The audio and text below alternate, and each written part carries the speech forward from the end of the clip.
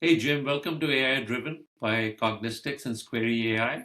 And we are looking forward to talking to you about AI and especially the impact of AI on the utility space. So good morning and welcome. Good morning, Sanjay. Thanks for having me. Happy to talk with you. Awesome, awesome. So Jim, let's start with a little introduction. Do you want to tell a little bit about your background and what you're doing at WaterOne? Especially, let's start with that and then we'll get into the AI initiatives. Yeah, absolutely. Yeah, so I've been with WaterOne a little over 7 years now. So currently the CIO and IT director at WaterOne. We're a drinking water utility, an independent, non-for-profit water utility serving Johnson County, Kansas, in the Kansas City metro area. So we serve about 17 cities in Johnson County and also the city of Spring Hill and Miami County. Serve a population of over 500,000 people. So we have about 160,000 meters in our system for scale and the population that we serve. So Jim, even with the water utility and what you're doing, I can assure you and I can tell you, you cannot escape AI. So, and AI is there and AI is here to change I think it's also here to help all of us, both from a machine learning perspective, building predictive models in terms of customer engagement, customer service, in terms of enabling a workforce within the organization. So, do you want to kind of talk about what is already in the pipeline for you from an AI perspective, what impact you have seen? And let's start with that, and then we'll talk about the future. Yeah, absolutely. I mean, as you mentioned, as a water utility, we're pretty conservative in nature, right? So this is an interesting opportunity. So we kind of set and watch and see how AI is evolving, how others are using it, while at the same time staying on top of it and understanding so that we can leverage it, and help our staff and execute our business where it makes appropriate and where it makes sense. So we've actually been using AI for, roughly 4 or 5 years now, like you mentioned, really around machine learning. So we have a couple different discrete projects that we really benefited from machine learning. One project is that we have a pretty robust asset management program. So how we manage our linear assets, our pipe network, our distribution system, our water transmission system. We've practiced management principles for a long time, and we have a pretty robust program. But several years ago, we identified that could be value in leveraging machine learning to help us better predict future main breaks. So we partnered with a company to train and basically model using our historical main breaks, using our soil characteristics, our pipe materials, our pipe age, and we trained a model to look and see if we could predict out into the future where we were most likely to incur main breaks. And that's been hugely beneficial as a new variable and new input into our capital planning and our asset management program. So we can now better predict and inform where we need to execute projects to replace mains, rehab mains into the future. So that's certainly been a very valuable project that we continue to Can I evolve. say that since you started that initiative, you've not had any main breaks, water main breaks, or you still are having that and you need to go and retrain the models? Yeah, great question. Yeah, I don't know that we'll ever eliminate main breaks, right? We always have main breaks, but we are very targeted now in where we do projects and where we replace main breaks. So we really, try to focus in on the high priority areas, and the model certainly helps us focus on those areas and identify those segments of pipe. So, Jim, if I were to ask you from an ROI perspective, where do you see it's gone down? What used to be the number of water main breaks versus where they are now? How much reduction have you seen by using the machine learning models? Yeah, so I would say, off the top of my head, I'm not sure, Sanjay, about the percentage wise, but we do, roughly in a given year, we'll see 600 to 700 main breaks. And I think now we're really trying to target, how we can reduce those large scale main breaks. And what we are really looking to do, and what we really benefit from the model is packaging in replacements so that we can affect a larger area of the system with our projects. So that's where we look at where pipes that have maybe multiple vulnerabilities or deficiencies kind of during a length of pipe, then that's really where we focus in. So we've certainly been able to be more efficient, cost effective in terms of our replacement, and really focused on where we do those replacement projects. Yeah, no, makes perfect sense.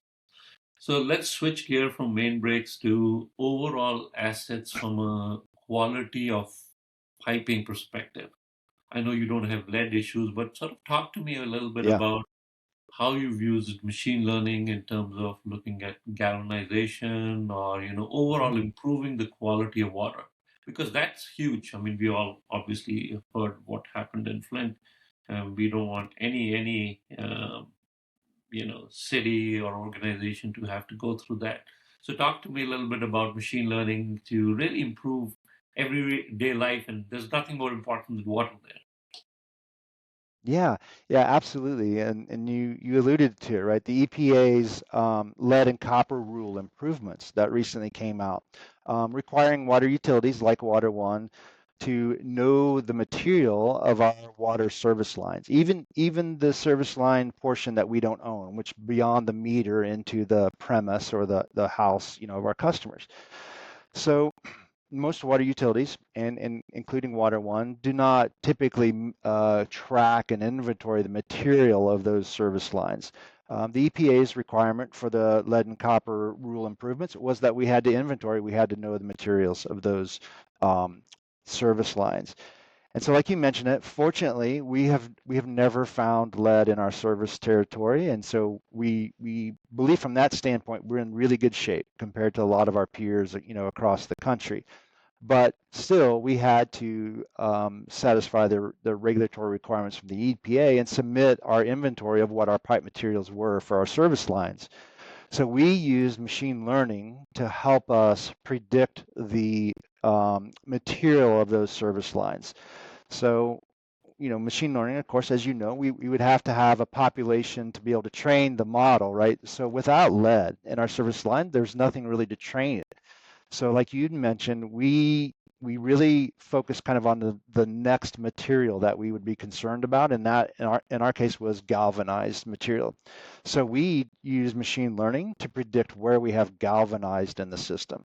And so we use the model output to then really target in on where we needed to do physical inventory to validate those materials and to test the model and continually kind of make the model more robust. And so that helped us gather and determine the material of our service lines. And we continue to this day to go out and field verify those and to improve the model and to help So are us you maintain that also, inventory. replacing those pipes with newer or better, safer material, or are you just keeping it from an inventory perspective? Yeah, that's a good question, Sanjo. Yeah, so galvanized, there's nothing inherently wrong with galvanized pipe, but we have for a long time at Water One had a program where we replace galvanized pipe whenever we encounter it in the field, just for its longevity and sustainability over time. That's just a program that we've had in place for a long time. So yes, this model then also now helps us inform and target those areas where we have galvanized when we're looking at replacement projects and that sort of stuff. So yes, it informs our maintenance and construction program as well. Jim, that is awesome. It is awesome to see how you're using machine learning to A, reduce the number of water main breaks, B, improve the materials of the pipes that are carrying the water. So that is awesome. So let's switch gears from there to sort of the future. Where do you see, and actually, before we get into the future, do you have guardrails in place with Copilot and all the tools that are coming in right now from your organization where people want to play? Do you have a sandbox environment? What are you doing and what are you letting your employees do from an AI perspective? And then we'll kind of switch gears to the future. Yeah. Yeah, so like you mentioned, we have, it's an interesting opportunity for us because with Copilot and Chat GPT and all the Gen AI tools that are out there, right? They're readily available. So yes, we have guardrails, we have, statements of acceptable use and those sort of guardrails in place. We also, as a company, really kind of center our Gen AI use around the Microsoft Copilot environment with an enterprise license, right? So that we are working kind of in within that tenet of our Microsoft environment. So that's really where we focus on, and we continue to evolve that. We as use cases evolve, as the use of it evolves, we continue. Those are things that continually need to be updated and revised to match kind of the evolving landscape that we're working in. Awesome. Awesome. So, Jim, if I had to sort of say that in the future, where else do you see AI impacting water one and overall utilities, electric utilities, water utilities, gas utilities in the future? So, where would you say that, hey, this would be awesome if AI could help me do these things?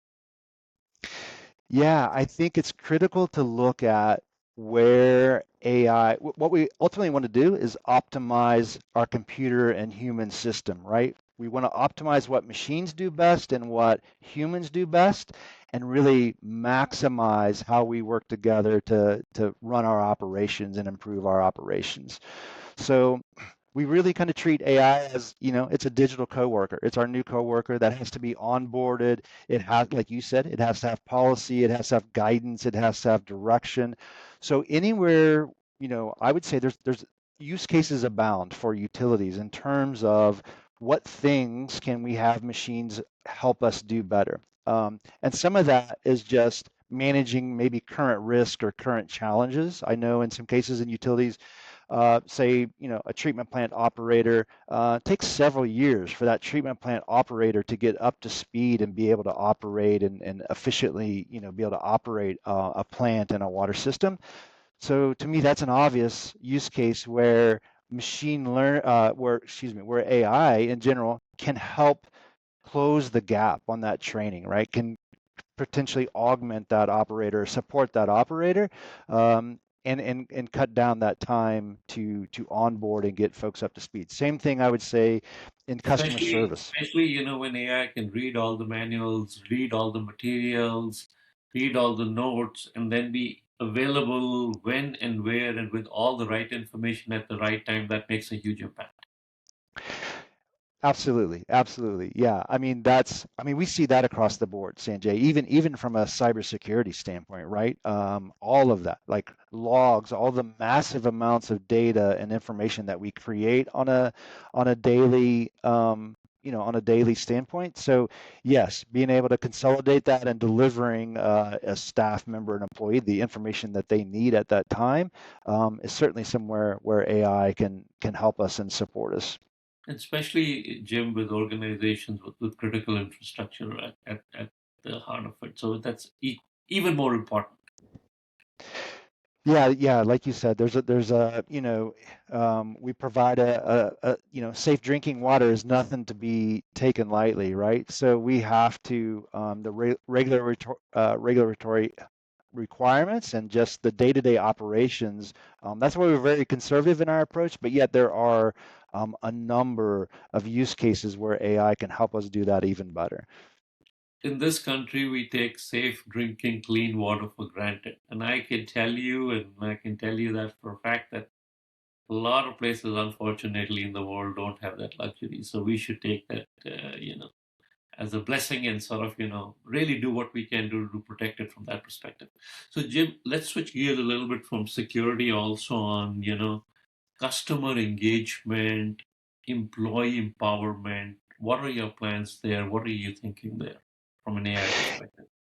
Yeah, yeah, I think that's a good question, Sanjay, because as many utilities, we operate pretty lean in some regards. So definitely AI can help us from say a customer service perspective or customer experience perspective.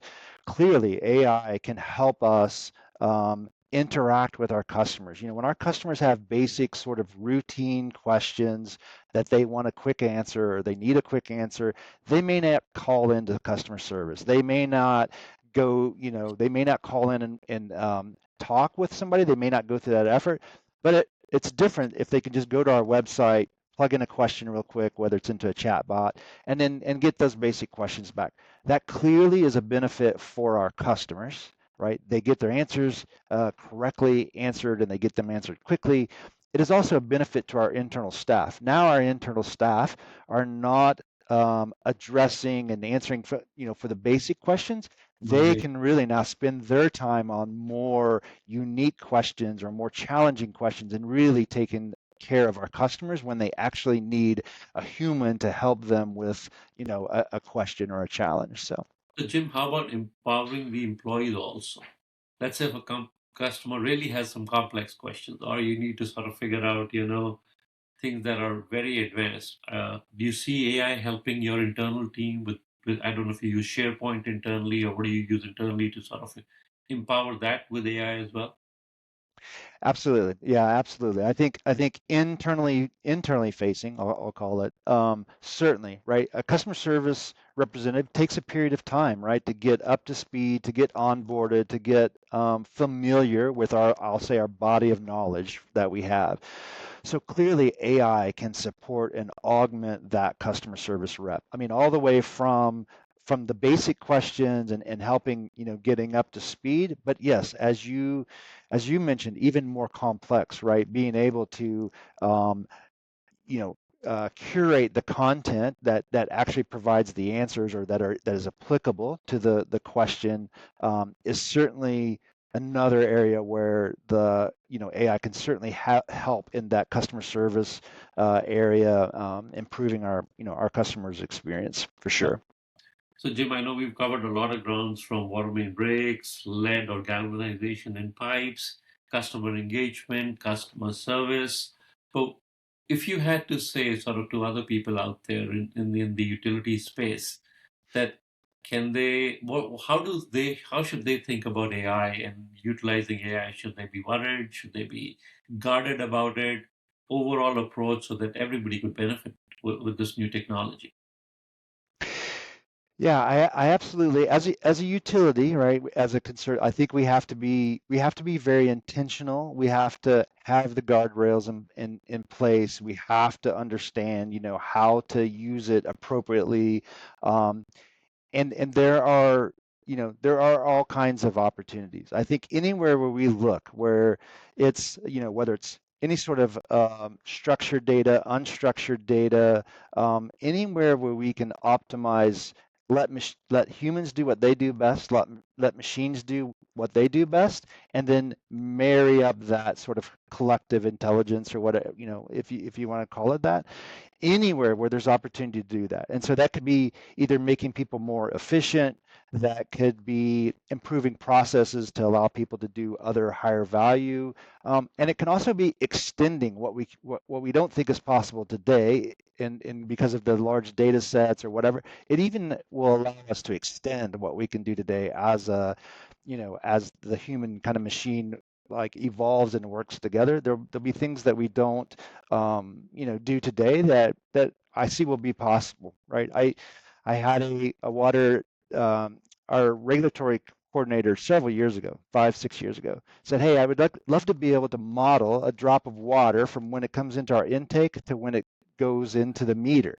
He's like, "I know that's Yep. never possible. I know that's not, but I don't know, right? I mean, I think when you talk about contaminant transport and with this in the systems, I would say I would never say never at this Never point." say never. And I think that would be great. Take that life cycle of a water molecule or water droplet Mhm. all the way from intake to delivery till somebody drinks it or use it for bathing or use it for whatever purpose. Well, that would be such a great to showcase sort of what happens and how it transforms from that perspective. That is actually a really, really nice way to think about it. So, Jim, um, anything else from your perspective that you want to share with other people that they should think about AI from an AI perspective?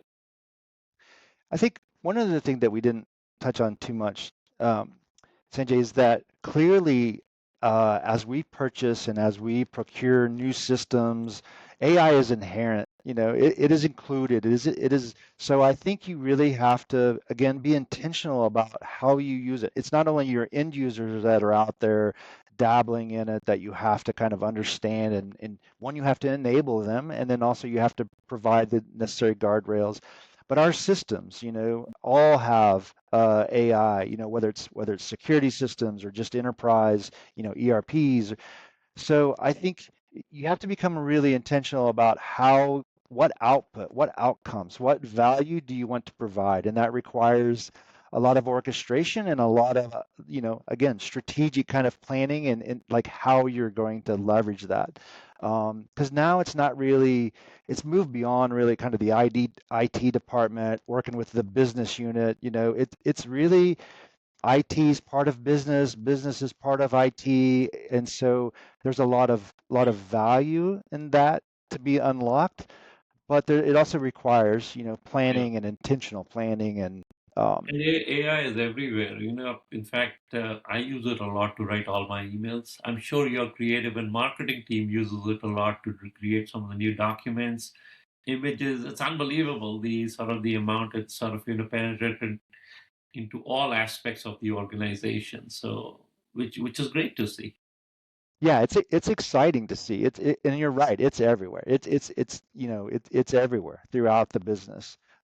It's exciting to see. A lot of times some people in a utility, again, being conservative, our mission is to be safe, and um, so we're pretty conservative in our approach.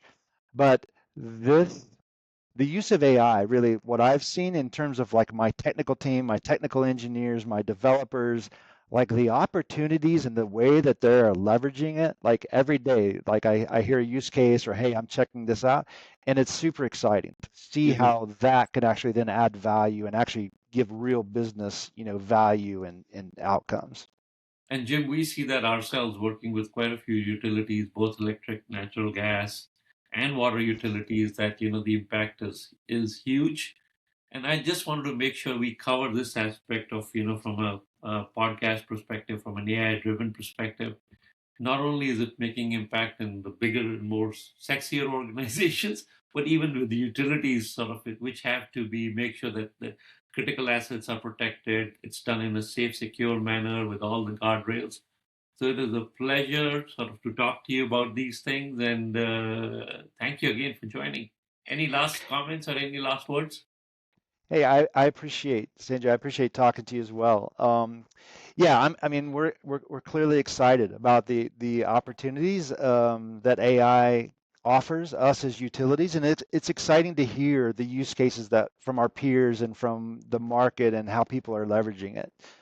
It's absolutely, an evolving landscape that I'm sure, even in a couple of years, we'll have more and more use cases where utilities are adding value to their customers and to their operations with AI. Okay, Jim, pleasure talking to you. Thank you so much. Thank you.